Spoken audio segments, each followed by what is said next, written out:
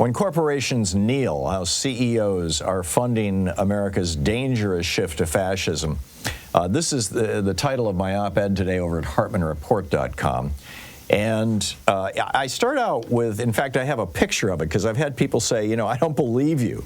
The American Heritage Dictionary in 1986 had this definition of the word fascism. Fascism, a system of government that exercises a dictatorship of the extreme right, typically through the merging of state and business leadership together with belligerent nationalism.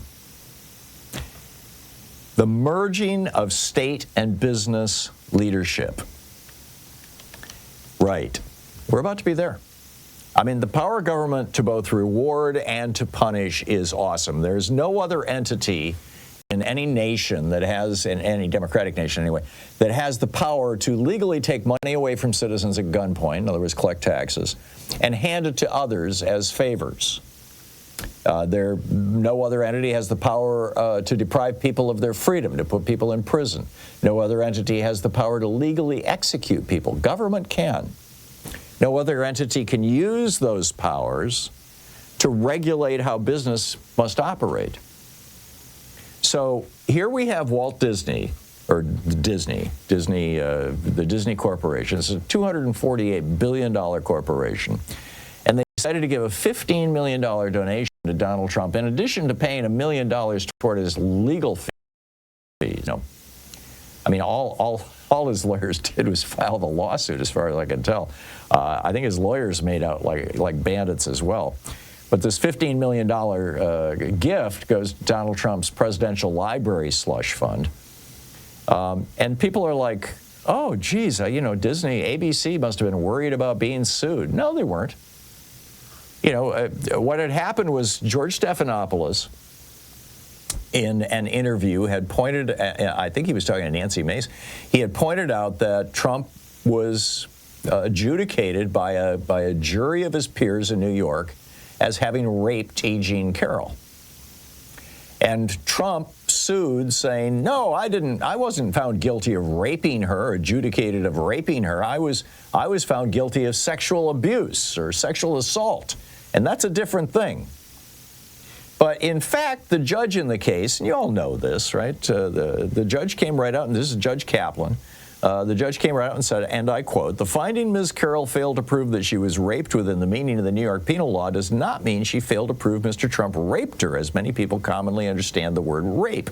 Indeed, as the evidence at trial makes clear, the jury found Mr. Trump, in fact, did exactly that." End of quote, from the judge in the case. So clearly, ABC could have won this. In fact, they rolled over before even petitioning for summary judgment.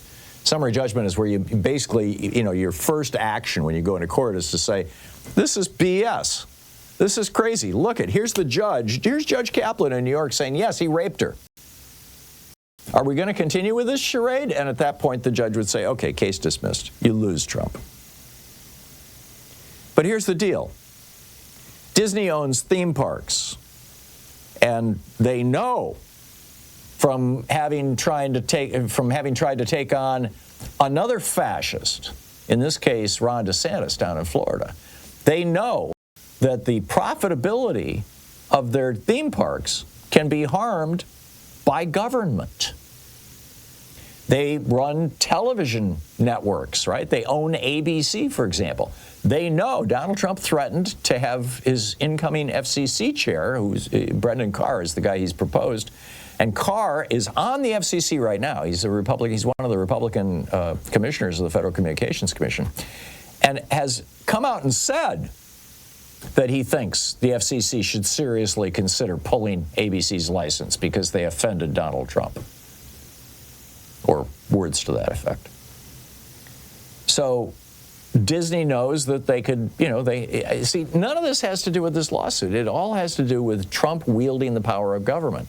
That's something that we've never seen before in this country. The closest we got to it was when Richard Nixon gave his enemies list to the Internal Revenue Service, his commissioner of the Internal Revenue Service, and said, audit all these people. And they all ended up getting audited, really intrusive audits. They all got, they basically got harassed. It cost them a lot of money and a lot of time. So what was ABC really concerned about? They were concerned that Donald Trump is going to behave like a fascist. Now, when governments, small d democratic governments, become fascist or start trending in that direction, the first thing you should do is resist. You shouldn't just roll over, which is what ABC did, because rolling over just empowers them. And sure enough, that's what happened. This morning, Donald Trump filed another lawsuit, this time against the Des Moines Register and Gannett, another huge corporation that has multiple business interests that probably really doesn't want to be in a pissing war with, a wannabe dictator.